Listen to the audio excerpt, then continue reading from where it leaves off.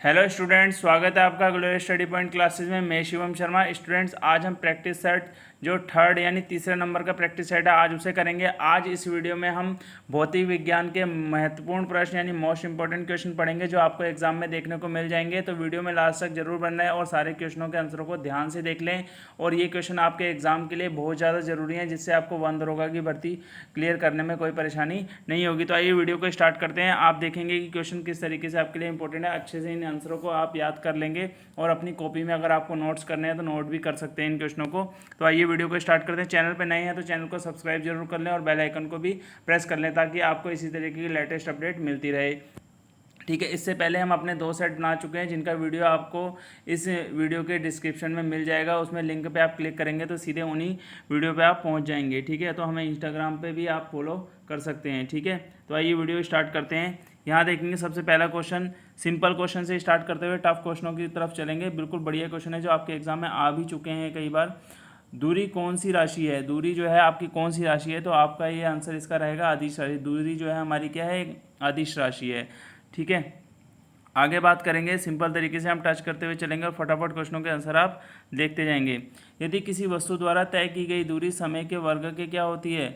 समानुपाती होती है। यानी कहने का मतलब इसका क्या है? यदि किसी वस्तु द्वारा कोई अगर दूरी तय की जाती है तो वो क्या होगी? समय के वर्ग के क्या होगी? समानुपाती। दूरी जो है समय के वर्ग के क्या है? समानुपाती है। तो इस कंडीशन में क्या होगा? ऑप्शन देखेंगे आप। पहले कह रहा है त्वरण नियत रहेगा, वेग नियत रहेगा और त्वरण शून्य रहेगा। वेग और त्वरण दोनों क्या रहेंगे? परिवर्ती रहेंगे। देखो इसका आंसर क्या होगा आपको मैं बता देता हूँ। जब ऐसी कंडीशन होती है यानी क्या कहा जाएगा कि जब हमारा क्या होगा, समय दूरी जो है समय के वर्ग के क्या होगी? समानुपाती होगी। तो ऐसी कंडीशन में हमारा त्वरण जो होता है वो क्या रहता है? नियत रहता है, यानी उसमें कोई बदलाव नहीं होता। ठीक है, अब यहाँ देखेंगे आप, तीसरा क्वेश्चन आपके सामने है। एक समान वृत्तीय गति में क्या होता है? आपकी जो चाल रहती है वो हमेशा नियत रहती है। इस चीज़ को आप ध्यान रखेंगे। अब आगे देखेंगे अगला फोर्थ वाला क्वेश्चन, वाहनों में लगे ओडोमीटर से क्या मापा जाता है? तो वाहनों में जो लगे ओडोमीटर होते हैं उससे क्या नापा जाता है? वाहनों की चाल नापी जाती है। ठीक है, इसको आप अच्छे से नोट करेंगे, काफ़ी इंपॉर्टेंट क्वेश्चन है ये। देखो यहाँ पे अगला क्वेश्चन आ गया है आपका, त्वरण का मात्रक क्या होता है? त्वरण का मात्रक होता है मीटर पर सेकेंड स्क्वायर। ठीक है, आगे बात करेंगे सिक्स वाले क्वेश्चन में आप देखेंगे, वेग समय ग्राफ द्वारा घेरा गया क्षेत्र किस भौतिक राशि को दर्शाता है? यानी वेग समय ग्राफ में अगर आप देखेंगे तो ये आपको दिखाएगा किसको? विस्थापन। छठा वाला जो क्वेश्चन है वो दिखाएगा आपको किसको? विस्थापन को। ठीक है, वेग समय ग्राफ द्वारा घेरा गया क्षेत्र जो होता है वो किस भौतिक राशि को दिखाता है? वो आपका दिखाएगा विस्थापन को दिखाएगा। ठीक है, आगे बात करते हैं। ठीक है, सेवन्थ वाले का आंसर देखेंगे अब।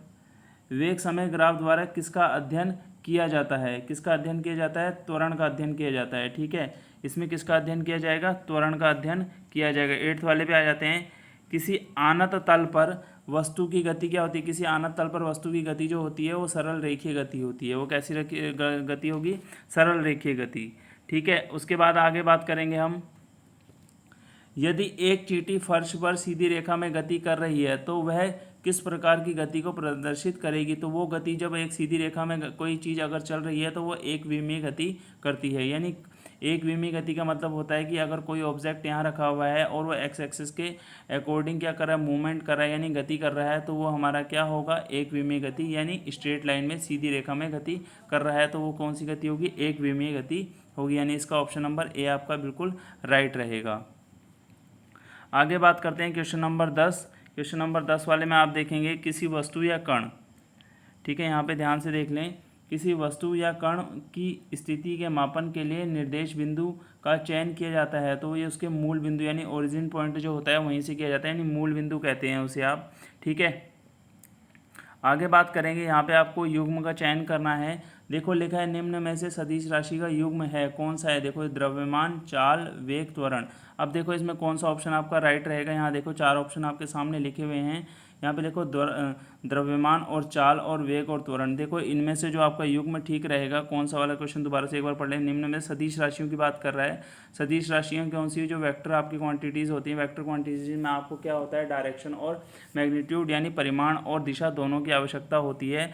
तो ऐसा आपके कौन से उसमें होता है, तो आपका वो होगा वेग और त्वरण में ये ऐसा होता है। यानी थर्ड और फोर्थ ये आपको जिस ऑप्शन में मिलेंगे वही आपका राइट रहेगा, यानी डी वाला ऑप्शन, सॉरी यहाँ पे डी लिखना चाहिए था, ए टाइप हो रखा है तो यहाँ पे डी आ जाएगा।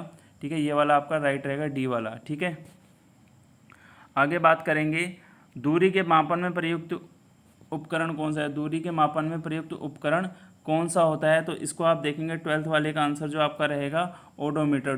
दूरी को नापने के लिए आपका किसका यूज़ किया जाता है, दूरी के मापन हेतु प्रयुक्त उपकरण आपका कौन सा रहेगा, ओडोमीटर। अगली बात करते हैं आगे, 13 क्वेश्चन का आंसर आप देखेंगे, निम्नलिखित में से किस राशि का मान शून्य अथवा ऋणात्मक हो सकता है। तो आप इसको जानते हैं, इसका क्या होगा, विस्थापन हो जाएगा। 13 वाले का आंसर क्या रहेगा, बी वाला, यानी विस्थापन जो होता है उसका मान क्या होगा, शून्य और ऋणात्मक दोनों हो सकता है। अब आगे आप देखेंगे, यदि किसी वस्तु द्वारा तय की गई दूरी समय की क्या होती है, अनुक्रमानुपाती होती है, तो वस्तु अचर चाल से क्या रहेगी, गतिमान रहेगी, यानी वो लगातार चलती रहेगी, उसकी चाल में कोई बदलाव नहीं आएगा। आगे देखेंगे आप, यदि कोई वस्तु सीधे पथ पर गतिशील है तो वस्तु के वेग का परिमाण तुल्य होगा, यानी 15 वाले का आंसर जो आपका रहेगा वस्तु की चाल के।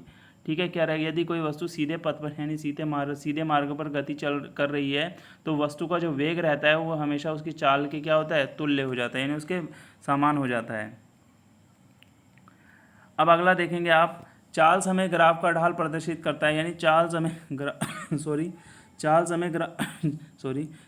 ग्राफ का ढाल जो है वो हमेशा त्वरण को प्रदर्शित करता है, यानी चाल समय ग्राफ जो होगा वो उसका जो ढाल होगा हमेशा किसको प्रदर्शित करेगा, त्वरण को, यानी त्वरण हमारा बढ़ रहा है या घट रहा है इस चीज़ को वो बताएगा। अगला वाला जो 17 वाला क्वेश्चन है, आप इसको सॉल्व करेंगे, मैं डायरेक्ट आपको इसका आंसर बता देता हूँ। एक कण का प्रारंभिक वेग 10 मीटर पर सेकंड है तथा 2 मीटर पर सेकंड से उसका क्या हो रहा है, मंदन हो रहा है। ठीक है, गति में क्या आ रहा है, कमी आ रही है। कण द्वारा 5वें सेकंड में चली गई दूरी, क्या कह रहे हैं, 5वें सेकंड में क्या चली गई दूरी क्या होगी, उसकी दूरी क्या होगी, 1 मीटर हो जाएगी। ठीक है, 5वें सेकंड में चली गई दूरी उसकी क्या हो जाएगी, 1 मीटर हो जाएगी।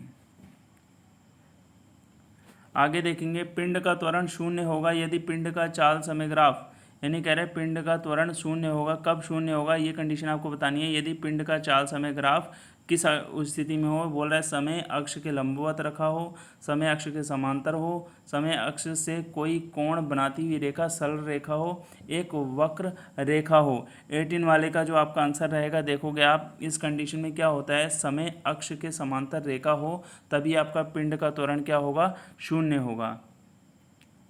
19 वाले की बात करेंगे, 19 वाले में क्या कह रहा है, जब वस्तु समान समय अंतराल में समान दूरी तय करती है तो उस गति को कहते हैं एक समान गति। ठीक है, वो गति कैसी होगी, एक समान गति होगी। ठीक है, जिसे आप यूनिफॉर्म स्पीड के नाम से जानते हैं इंग्लिश मीडियम वाले।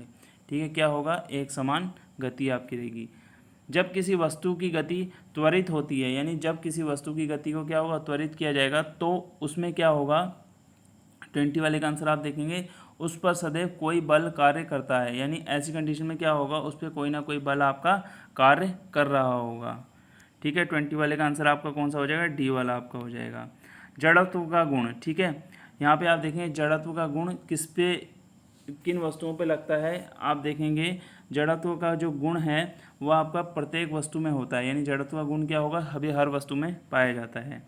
किसी गतिशील पिंड का वेग आधा करने से उसका संवेग क्या हो जाएगा। देखो, अगर किसी गतिशील पिंड के वेग को अगर आप आधा कर देते हैं तो उसके संवेग पे क्या फ़र्क पड़ता है, उसका संवेग भी क्या हो जाता है, आधा हो जाता है। ठीक है, उसका संवेग क्या हो जाएगा, आधा हो जाएगा।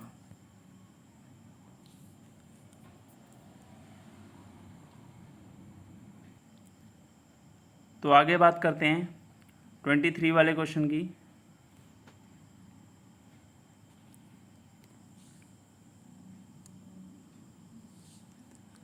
स्वतंत्र गति के लिए किसी वस्तु पर कोई बल लगाया गया है, यदि बल का परिमाण तथा वस्तु का द्रव्यमान ज्ञात हो तो न्यूटन के दूसरे नियम की सहायता से हम क्या करते हैं, वस्तु का त्वरण ज्ञात कर सकते हैं। ठीक है, दूसरे नियम से आप क्या कर सकते हैं, वस्तु का त्वरण ज्ञात आप कर लेंगे। इसका आंसर 3 जो सी है वो आपका राइट रहेगा।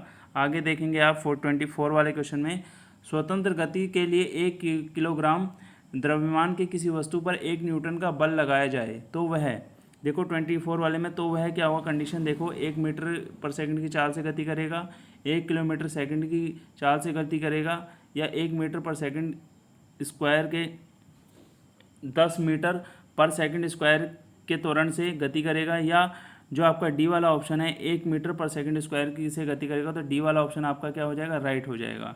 ठीक है, यहाँ पे ऐसा इसलिए हुआ है क्योंकि 1 किलोग्राम और 1 न्यूटन का ही बल लग रहा है। जब आपकी इकाइयाँ समान हैं तो उसमें क्या होगा, जो आपका त्वरण रहेगा वो भी क्या रहेगा, इकाइयों के समान रहेगा, यानी 1 मीटर पर सेकंड स्क्वायर की उससे त्वरित गति से क्या त्वरण से वो क्या करेगा, गति करेगा।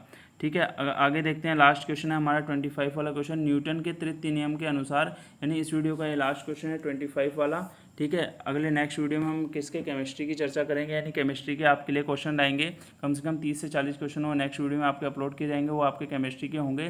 न्यूटन के तृतीय नियम अनुसार क्रिया और प्रतिक्रिया बल, ठीक है, क्रिया और प्रतिक्रिया बल अलग अलग वस्तुओं पर एक दूसरे के विपरीत कार्य करता है, ये इसका आंसर राइट हो जाएगा, यानी बी वाला आपका राइट हो जाएगा। ठीक है, तो आज के इस वीडियो में हमने फिजिक्स के क्या है 25 क्वेश्चनों को बहुत ही अच्छे तरीके से कंप्लीट कर लिया है। कि आशा करता हूँ आपको ये क्वेश्चन अच्छे तरीके से समझ आ गए होंगे और आप इन क्वेश्चनों को अपना पक्का कर लेंगे, ताकि आपको वन दरोगा परीक्षा में क्या हो, अच्छे नंबर मिल सके। तो अपने नेक्स्ट वीडियो में हम केमिस्ट्री के 30 से 40 क्वेश्चन को क्या करेंगे, सोल्व करेंगे और आपको मॉडल पेपर के थ्रू उसको समझाएंगे।